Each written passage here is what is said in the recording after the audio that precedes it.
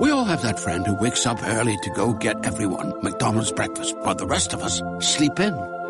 This is your sign to thank them. And if you're that friend, this is us saying thank you. Just a friendly reminder that right now, get any size iced coffee before 11 a.m. for just 99 cents. And a satisfying sausage McMuffin with egg is just $2.79. Price and participation may vary. Cannot be combined with any other offer or combo meal. Ba-da-ba-ba-ba. Judy was boring. Hello. Then Judy discovered ChumbaCasino.com. It's my little escape. Now Judy's the life of the party. Oh, baby, mama's bringing home the bacon. Whoa, take it easy, Judy. The Chumba life is for everybody. So go to ChumbaCasino.com and play over 100 casino-style games. Join today and play for free for your chance to redeem some serious prizes. ChumbaCasino.com. No purchase necessary. Void where prohibited by law. 18 plus terms and conditions apply. See website for details.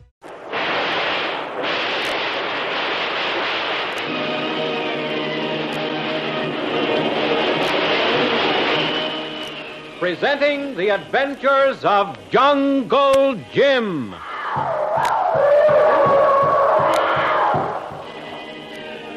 The Adventures of Jungle Jim, broadcast weekly over this station, are dramatized from the full-color action pictures to be found in the Comic Weekly, the world's greatest comic supplement that comes to you each week with your Hearst Sunday newspaper. Join the 11 million adults and the 6 million youngsters who enjoy the world's greatest comic and adventure pictures by the world's best artists, featured in every issue of the Comic Weekly, which comes to you with your Hearst Sunday newspaper. Jungle Jim finally accepts a new assignment from the Intelligence Service of the Army to investigate possible bases an enemy power might have in or near the Caribbean Sea. The only evidence of such secret bases is the presence of small submarines with a limited cruising range, which have been sighted but not recognized as belonging definitely to any one nation. While the authorities are disturbed by the presence of these strange craft with world conditions as they are, nothing can be done about it officially. Hence, the request to Jungle Jim to quietly investigate the matter and furnish the evidence on which to act. Jim and Kitty St. John have left the canal zone and are now winging northward in a flying fortress to Puerto Rico, where Colonel Cripps is awaiting Jim with all the information both Army and Navy intelligence have been able to gather up to this time. Looking down at the ocean, Kitty spots a strange shadow in the water. Jim recognizes it as a submarine. It's a submarine, Kitty. Maybe it's the one they're looking for. Well, even if it is, all we can do is look at it. What luck. If this were a flying boat instead of a land plane, we could go down and investigate. Maybe we could finish up this case right here and now. But we can't, so what's the best thing to do? I wonder if Captain Chandler has seen it yet. Lieutenant Foley. Eh? Is Captain Chandler about? Yes, sir. He's up on the navigation deck. I'll call him for you. No, thank you. Nice quiet trip, Mr. Bradley. So far. Yeah, it's always one way or the other over the sea. Quiet as a mill pond, or the kind of weather that makes you wish you were not in the air. I've heard that these Caribbean storms are bad news. Hello there. Well, how are our passengers enjoying the trip? Hello, Captain. Miss St. John just sighted a queer shadow below, and my guess is that it's a submarine. Might be the very one that we'd like to know more about. Oh, where is it, Jim? To our left. We've just passed over it. Swing over, Mr. Foley. See if you can pick her up. Thank you, Jim. We certainly want to get a look at that sub if possible. Let's go down to the observation bay. Foley, tell the radio officer to try for an immediate contact. Of course, it could be one of our own subs, couldn't it? Well, if it is, we'll have them on the radio almost immediately. There it is, Captain. Yes, you're right, Jim. It is a sub. No mistake about that. They're coming up. Isn't it small? Well, not so small, Miss St. John. You see the altimeter? We're 1.5 miles above the sea. It's still half submerged, but they're coming up all right. Can they see us? No, subs can only observe on the surface. The air is a blind spot for them. That's why under actual combat conditions, they're as much at the mercy of a plane as a fish is at the mercy of a gull. And they can't hear us until they're on the surface. That's right. Well, there's the number.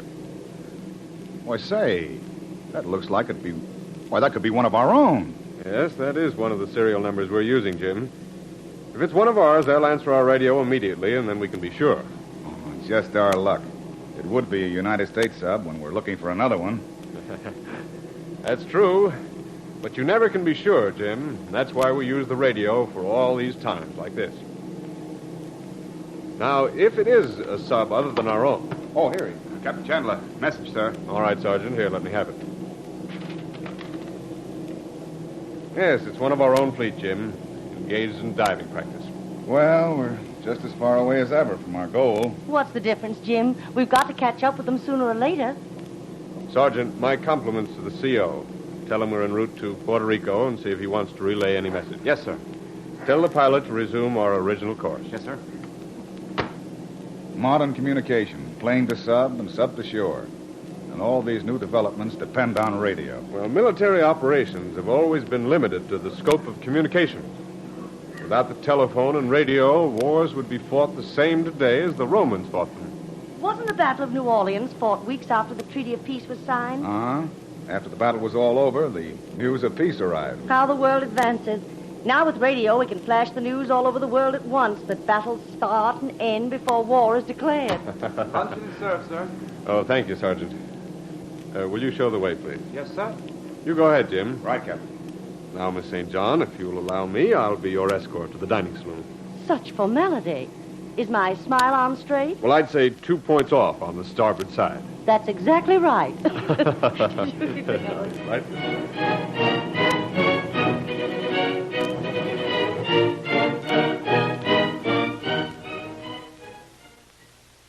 While Jim and Kitty are winging northward to Puerto Rico, the Navy patrol planes are crisscrossing every square mile of the Caribbean, on the lookout for any more signs of the supposedly hostile submarines.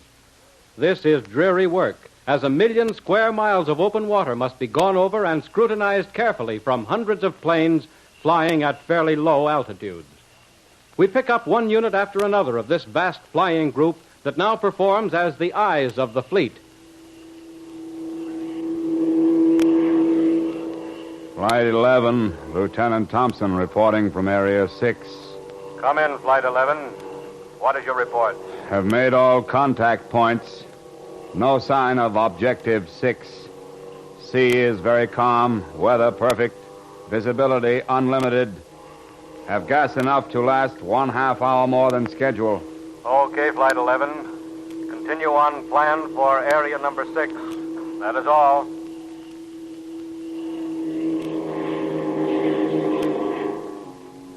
Calling headquarters. Lieutenant Jackman, Flight 14 reporting. Calling headquarters, Flight 14 reporting. Come in, Flight 14. I've made all contact points, area number 21. No sign of objective number 6. Due to finish patrol in 5 minutes, we'll then return to base. What is my position? Tune to 55.10 megacycles and return on beam. 55.10 megacycles. Okay. See you in a half hour. That is all. Signing off.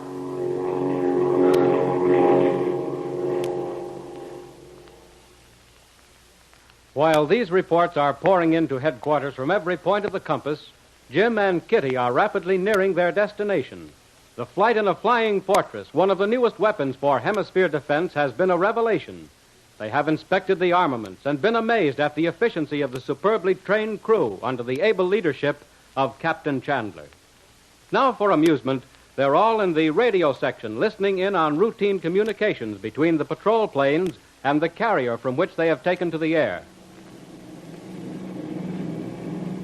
Those pilots chatter like a lot of magpies. Pilot number this and report number that. Yes, Miss St. John, with us, radio is a serious business. Oh, I didn't mean to belittle them, but it sounds all the same to me. Well, those numbers are code for, well, most any sort of meaning. I can tell you the objective number 6 is the strange submarine. Judging from the reports, those subs are certainly scarce. Today, not one patrol ship has even had a false alarm, much less anything important to report. Captain, about how long can a sub stay submerged? Well, that would vary, Jim, with a number of factors. If they were just hiding out on the bottom, they could probably stay below for the daylight hours and only have to come up at night to replenish their batteries. Well, that's sort of at anchor. About how long can they stay below if they're moving? Well, again, that depends on circumstances. Running full speed, I'd say about 4 hours. Just cruising along at, say, 3 or 4 knots, they're probably good for 8 to 10 hours. Then, if they're at all active, the patrol should spot them. Yes, the flights are constant from dawn to dark. Another report coming, sir. Want to hear it? Oh, let's not say we did. I'm tired of them. Try one more, Kitty. It might be good. Yes, and we might hear the Ulrich family, too. Or information, please. Well, you can suit yourselves. We don't have to log these calls. They're just interesting if they concern us. Flight number 33, urgent report, come in headquarters. Flight number 33, urgent report, headquarters, come in. Come in, 33. What's up? Objective number 6 is in sight in area 59. I'm positive it's the type of sub we're seeking. I've been following it for about 5 minutes now. It's cruising just below the surface, and the periscope is exposed only a few feet. See, Jim? Switch to your key. Send your flight number continuously. We want shore stations to check your position. But don't lose sight of objective number 6. Yes, sir. What'd I tell you, Kitty? You never know. Boy, oh boy, I wish we were inside of that pilot right now. No, not so fast, Jim. What could we do? Nothing but what he's doing. Just report our position to shore stations, and they'll figure out his position by radio compass. But why can't we do the same thing? Find out where he is with the signals he's sending. Well, we haven't the complete equipment for that, but our antennas are loops, and we can get the general direction it's coming from. Sergeant, where would you say he is? The loops are NWSE, sir. Northwest, southeast, sir. Yes. Flight 33. Keep pounding that brass. One shore station has you, just waiting for the other to come in any moment. Have you still got objective number 6 in sight? I sure have, but I'm standing on one ear in a continuous bank to do it. Objective number 6 is very slow, cruising along about 8 or 9 knots. Just enough for the periscope to ripple a tiny wave. Keep it under observation and continue your flight call on the key till further orders. How far away could he be? Oh, I would say between 200 and 300 miles southeast of her, sir. Well, let's see the map. That would make his position somewhere in this neighborhood, right in a nest of small reefs and uninhabited islands. Yes. One could hide 100 subs in and around that group of atolls. Yes, and if they didn't come out too often, it might take a month of Sundays to find one. Flight 33 reporting. Come in, headquarters. Keep that key going, 33. We've only got one leg of your exact position. Had to come in. Sub changed course and veered south toward a group of 4 islands. But my exact position is not quite necessary. These islands are laid out like a 3-leaf clover. 3 round ones close together, and the 4th is a long one exactly like a stem. Okay, but keep on that key anyway. The old man wants exact position readings on all contact reports. Did you hear that? A group of islands shaped like a 3-leaf clover. Why, even I could find those. Yes, Jim, but that sub is only heading toward the group. It could change course again, you see. Let's keep listening. Maybe he'll have some more to tell about it. We're tuned in on him. He's still sending his flight number in Morse for the radio compass calculation. Flight 33, headquarters calling. Come in, headquarters. We've got your position. What is your report now? No change from last. Still following course of objective number 6. And it seems definitely headed for the group I described as Clover. Only trouble is I've overstayed my time on this patrol. How much gas have you got? Oh, not too much. Just switched to reserve tanks. About 1 hour. Okay, you'd better return. Don't want to get your feet wet. Signing off. Flight 33, Area 51, returning to base. Well, that's the end of that report. But maybe that pilot did locate the nest of these sea hornets. I wouldn't be a bit surprised if he did. And here's hoping, Jim, that you smoke them out soon. Thank you, Captain Chandler. I hope it's as easy as you make it sound. It never is, Jim. No, I suppose not, Kitty. Puerto Rico dead ahead, sir. We'll be landing in a few minutes. Thank you, Sergeant. Well, Jim, this is the end of the journey. The end of one for you, Captain. But the beginning of one for us. What does it look like from the air? Say, there's a mountain range off in the distance. Yes, Miss St. John, those are the mountains of Puerto Rico. Well, it's time now for safety belts. We'll be in just a few minutes. Okay, Captain. Here we go.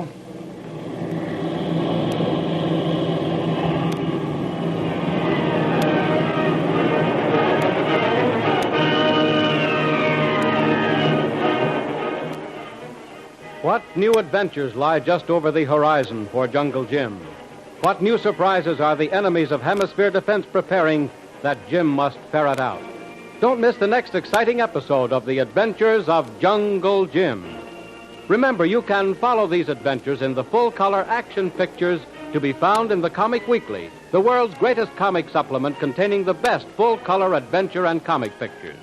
Remember, no other comic supplement can give you the top names of cartoonland, like the all-star favorites to be found in the Comic Weekly.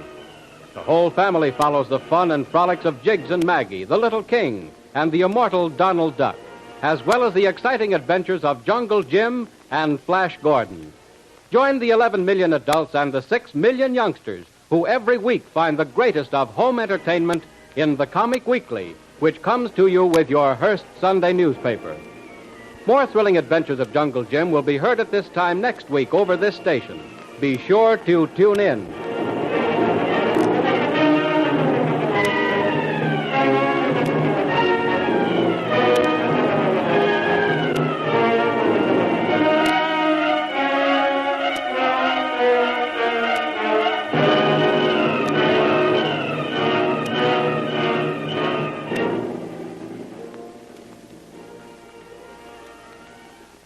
We all have that friend who wakes up early to go get everyone McDonald's breakfast, while the rest of us sleep in.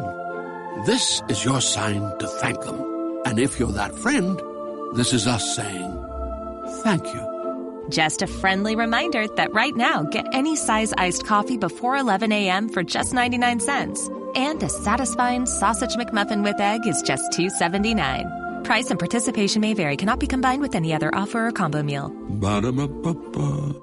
With Lucky Land Slots, you can get lucky just about anywhere. Dearly beloved, we are gathered here today to... Has anyone seen the bride and groom? Sorry, we're here. We were getting lucky in the limo and we lost track of time.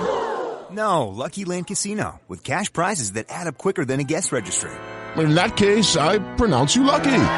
Play for free at LuckyLandSlots.com. Daily bonuses are waiting. No purchase necessary. Void where prohibited by law. 18+. Terms and conditions apply. See website for details.